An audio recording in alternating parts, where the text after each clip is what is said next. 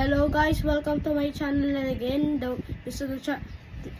I am the one and only Poging 30, and my one and only beautiful mommy. And today our topic again in history is the Holy Roman Empire.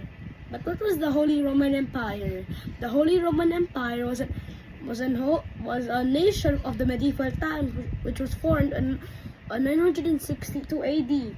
But was abolished by Napoleon in 1806. But what was its history? You see, in 962, the Holy Roman Empire was founded by German states who split after the death of Charlemagne in 814 AD. The first ever Holy Roman Empire. The second one, also known as the second Holy Roman Emperor, was Otto the Great. After he died, the kings were selected by a group of nobles of the Holy Roman Empire. Part 2.